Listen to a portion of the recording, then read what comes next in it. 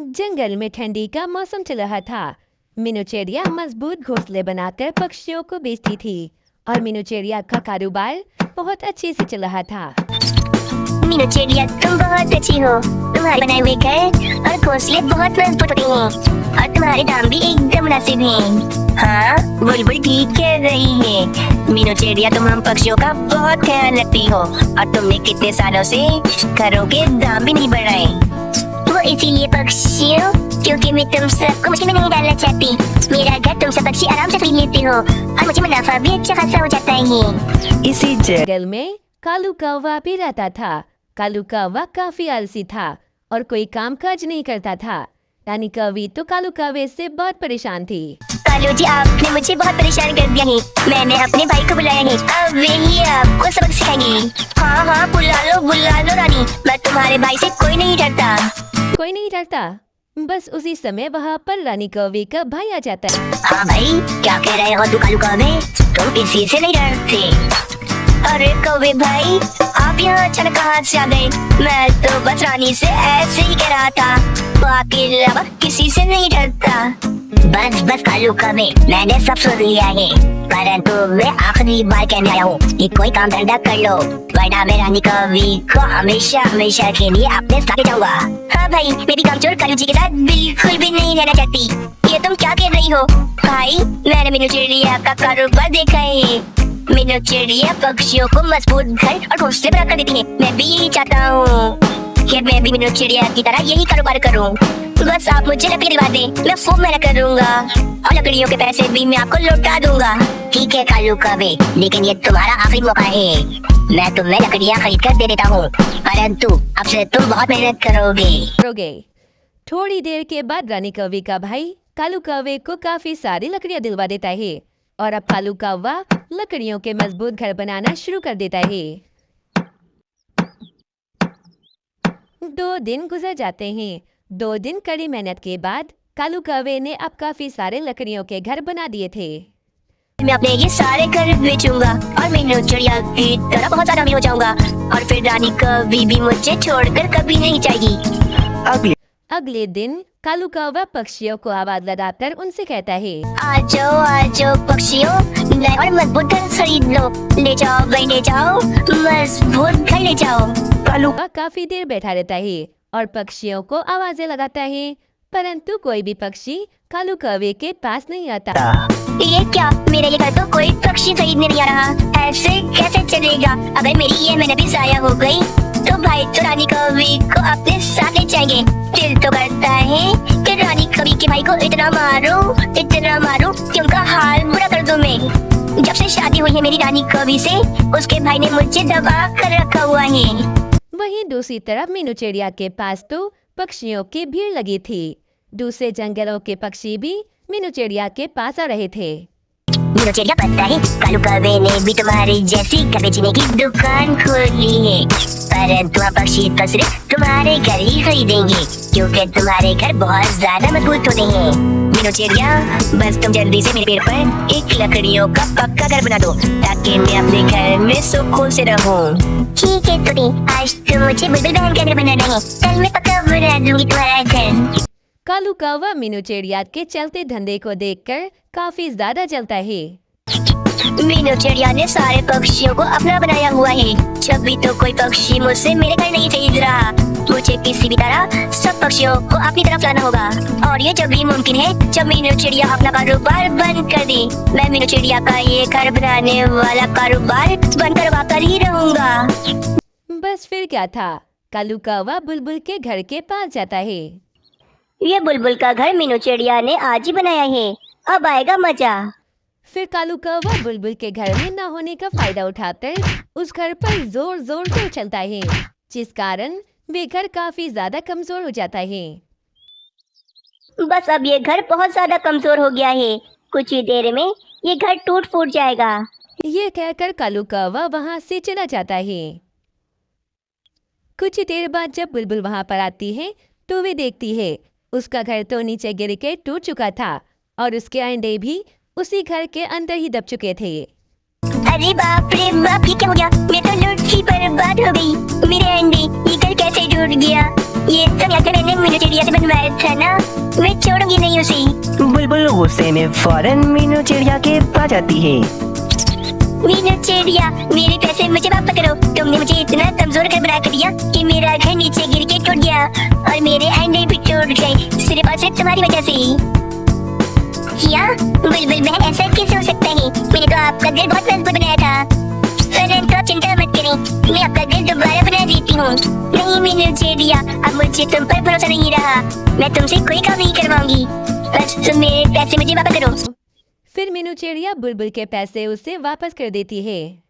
अगले दिन मीनू चिड़िया तोते का घर बनाकर जैसे ही जाती है, कालू कौवा उस घर को भी उछल उछल कर कमजोर कर देता है। तोता बड़ी खुशी खुशी अपने घर को देखने आता है और जैसे ही घर के अंदर जाता है तो वे घर भी टूट कर नीचे गिर जाता है और तोता काफी ज्यादा जख्मी हो जाता है।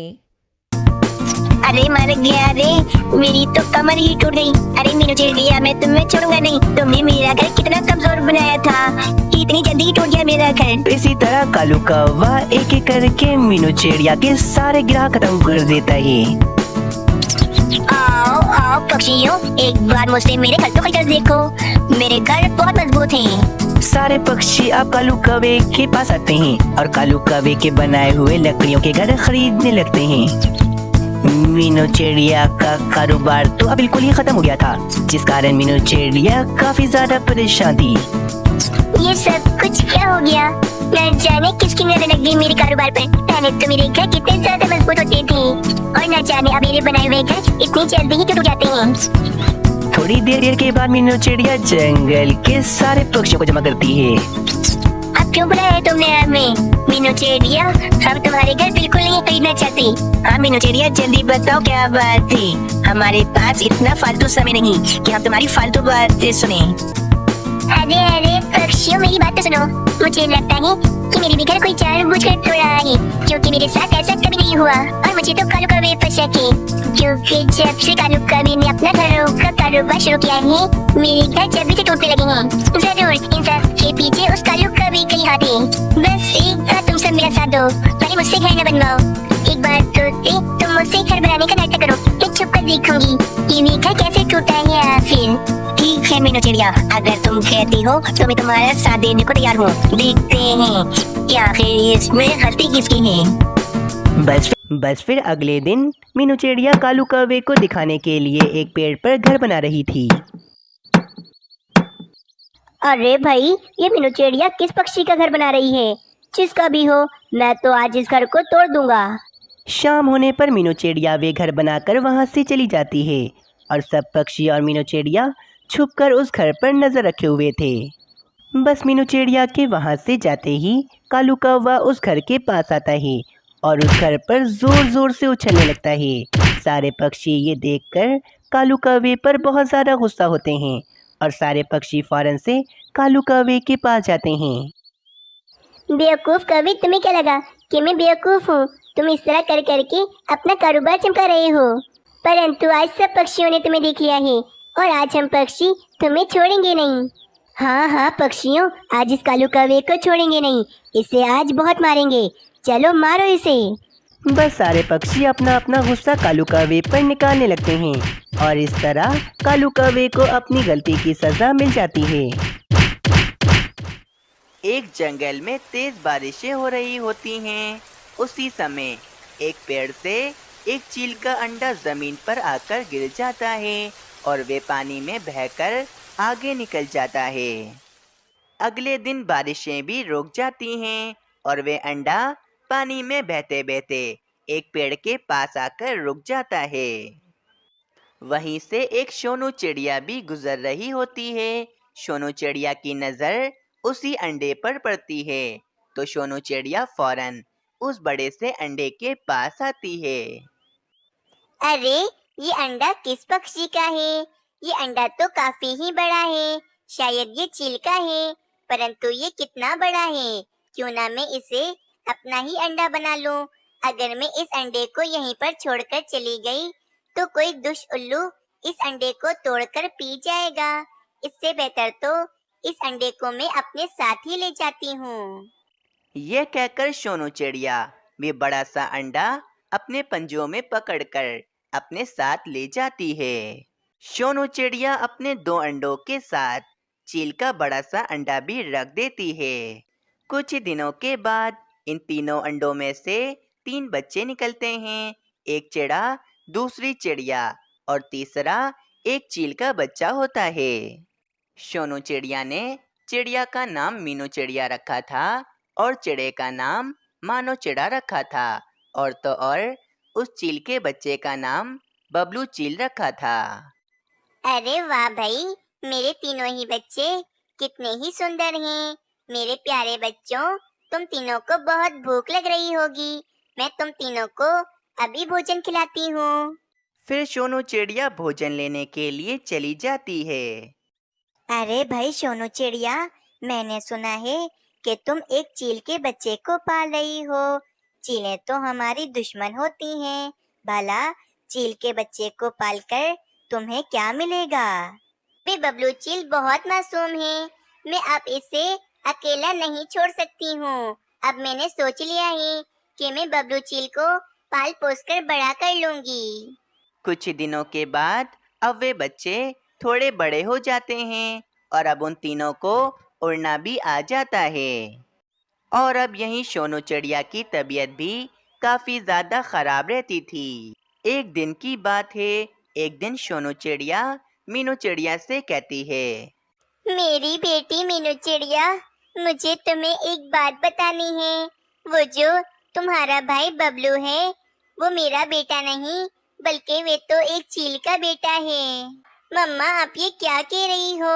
आपने इतनी बड़ी बात बबलू चील से क्यों छुपाई है? वैसे भी बचपन से ही मुझे बबलू चील हमसे कुछ अलग लगता था। मीनू चिड़िया, तुम मानो चिड़े और बबलू चील से बड़ी हो, इसीलिए मैंने तुम्हें ये बात बता दी, क्योंकि मुझे लगता है कि अब मेरा आखिरी समय आने ही वाला है। मीनू चिड़िया, तुम बबलू चील को इसकी सच्चाई कभी भी मत बताना, वरना बबलू चील तुम्हें और मानो चिड़े को छोड़कर चला जाएगा। बस इतना कहते ही सोनू चिड़िया उसी समय मर जाती है। मीनू चिड़िया अपनी मम्मा की मौत पर काफी ज्यादा दुखी हो जाती है। मम्मा, मैं आपकी आखिरी ख्वाहिश जरूर पूरी करूंगी और बबलू चील को हमेशा हमारा भाई बनाकर रखूंगी। अगले दिन मानो चिड़ा और बबलू चील आसमान में उड़ रहे होते हैं कि उन्हें सामने एक चील उड़ती हुई दिखती है। अरे मानो चिड़े, ये इतना बड़ा पक्षी कौन है? इसको तो मैं पहली बार देख रहा हूँ। अरे बबलू, ये तो बहुत ताकतवर चील है जो बहुत ऊंचा उड़ सकती है, परंतु तुम बिल्कुल इस ताकतवर चील जैसे क्यों लग रहे हो? नहीं नहीं, मैं भला इस ताकतवर चील जैसा क्यों लगूंगा? मैं तो एक चिड़िया का बच्चा हूँ ना। हाँ, तुम ठीक कहते हो। मैं कुछ ज्यादा ही सोच रहा हूँ, शायद मुझे इसी वजह से लग रहा है। रात हो जाती है। मीनू चिड़िया और मानो चिड़ा सो रहे होते हैं, परंतु वे बबलू चील अभी तक जाग रहा होता है। इस मानो चिड़े की बात मुझे बहुत परेशान कर रही है। मुझे तो समझ में नहीं आ रहा कि वे ताकतवर चील मुझ में क्यों मिल रही थी। कहीं वे मानो चिड़ा ठीक तो नहीं कह रहा था ना कि मैं वाकई एक चील में मिलता हूँ? परंतु ऐसा कैसे हो सकता है? मैं तो एक चिड़िया का बच्चा हूँ, परंतु मैंने तो आज तक अपने आप को कभी देखा ही नहीं है कि मैं कैसा दिखता हूँ। जब मैं छोटा था तो मेरी मम्मा ने मुझे बताया था कि मुझे अपने आप को कभी भी देखना हो तो मैं पानी के पास चला जाऊं। मैं अपने आप को आसानी से देख सकता हूँ। मैं कल सुबह होते ही अपने जंगल की पास वाली नदी के पास चला जाऊंगा। ये कहकर बबलू चील भी आराम से सो जाता है। अगली सुबह हो जाती है। बबलू चील फौरन एक तालाब के पास आ जाता है और इस तालाब के पानी में अपने आप को देखने लगता है और कहता है, अरे, उस मानो चिड़े की बात एकदम ठीक थी। मैं तो उस ताकतवर चील में ही मिल रहा हूँ। कहीं ऐसा तो नहीं कि मैं एक चील का ही बच्चा हूँ? हाँ, अब मैं समझ गया हूँ, इन सब पक्षियों ने मुझसे मेरी सच्चाई छुपाकर मुझे धोखा दिया है। मैं सच में एक चील का ही बच्चा हूँ। और फिर गुस्से में बबलू चील मीनू चिड़िया और मानो चिड़े के पास चला जाता है। मीनू चिड़िया, मानो चिड़े, तुम दोनों ने मुझे धोखा दिया है। इतने सालों से मुझसे मेरी सच्चाई छुपाकर रखी कि मैं एक चिड़िया का बच्चा नहीं बल्कि मैं एक चील का बच्चा हूँ। नहीं नहीं मेरे भाई, मेरी बात सुनो। अब मुझे कोई बात नहीं सुननी। मीनू चिड़िया, आज से तुम दोनों मेरे भाई बहन नहीं हो। मैं जा रहा हूँ, हमेशा हमेशा के लिए। फिर बबलू चील गुस्से में पहाड़ों की तरफ जहाँ चीलें रहती थीं वहाँ चला जाता है। और यहीं मीनू चिड़िया और मानो चिड़ा भी काफी ज्यादा उदास हो जाते हैं। चील आंटी, मैं इसी जंगल की चीलों में से किसी एक चील का बच्चा हूँ, परंतु मुझे जंगल के पक्षियों ने पाल पोस कर बड़ा कर दिया और वो कहते हैं कि मैं उनका बच्चा हूँ। लेकिन अब मैं जान चुका हूँ कि मैं एक चिड़िया का बच्चा नहीं बल्कि मैं एक चील का बच्चा हूँ। मेरी सच्चाई इतने सालों तक मुझसे छुपा कर रखी और मुझे धोखा दिया।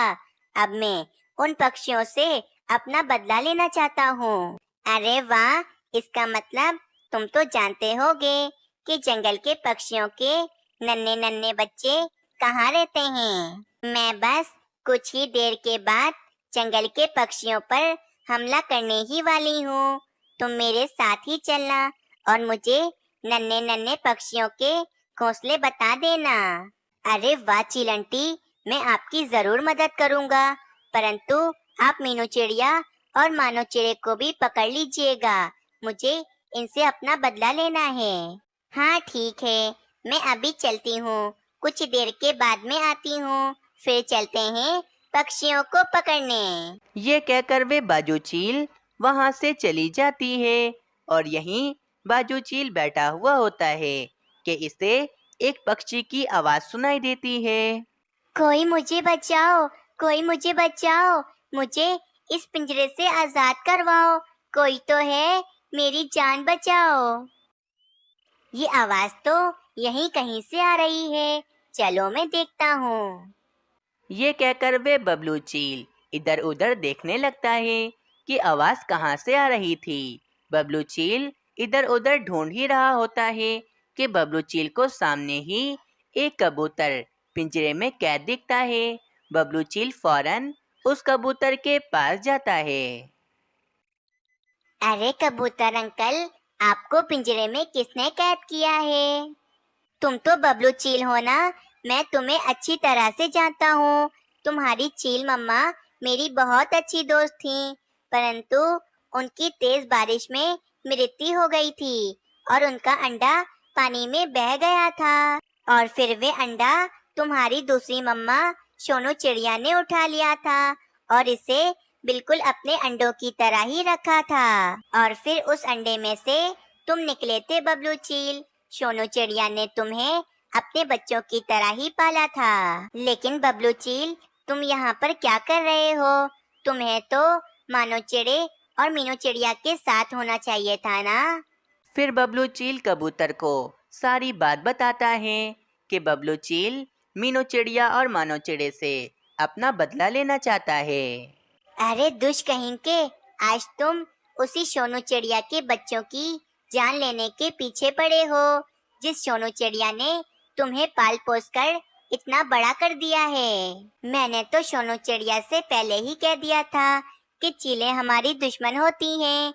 चीलों के बच्चों को पालना बहुत बुरी बात है, लेकिन सोनू चिड़िया ने मेरी बात ना मानी और तुम्हें पाल पोस कर इतना बड़ा कर दिया। कबूतर की बात सुनकर बबलू चील काफी ज्यादा उदास हो जाता है और उसके समझ में आ जाती है कि वे मीनू चिड़िया और मानो चिड़े के साथ बिल्कुल गलत कर रहा था। बबलू चील, मुझे तो इन दुष्ट चीलों ने कैद किया हुआ है और आज शाम को ये चीलें मुझे मारकर खाने वाली हैं। तुम मुझे यहाँ से आजाद करवा दो। कबूतर अंकल, आपने तो मुझे मेरी सारी सच्चाई बताई है और आप तो मेरी मम्मा के दोस्त भी हैं, आपकी मदद करना तो मेरा फर्ज बनता है। और फिर बबलू चील उस कबूतर को आजाद करवा के अपने जंगल की तरफ ले जाता है। बबलू चील फौरन मीनू चिड़िया के पास आता है और मीनू चिड़िया से कहता है, मीनू चिड़िया जल्दी करो, इस जंगल में चीलें हमला करने वाली हैं। तुम सभी पक्षियों को लेकर इस जंगल से दूर चली जाओ। बबलू चील की बात सुनकर मीनू चिड़िया जल्दी जल्दी सभी पक्षियों को जमा करके जंगल से दूर ले जाती है। कुछ ही देर के बाद बाजू चील जंगल पर हमला करने के लिए आ जाती है। चील के बच्चे, ये जंगल के सारे पक्षी कहाँ चले गए? यहाँ पर तो कोई भी पक्षी दिखाई नहीं दे रहा है। चील आंटी, शायद जंगल के पक्षियों को किसी ने पहले से ही खबर कर दी होगी कि जंगल पर हमला होने वाला है, इसीलिए सब पक्षी जंगल छोड़कर भाग गए हैं। ये बात सुनकर बाजू चील गुस्सा होकर वापस पहाड़ों की तरफ चली जाती है। कुछ ही देर के बाद सारे पक्षी वापस अपने जंगल में आ जाते हैं। मेरी बहन मीनू चिड़िया, मेरे भाई मानो चिड़े, मुझे माफ कर दो, परंतु अब हम हमेशा साथ रहेंगे। इस कहानी से हमें ये सीख मिलती है कि हमें कभी भी किसी का एहसान नहीं भूलना चाहिए।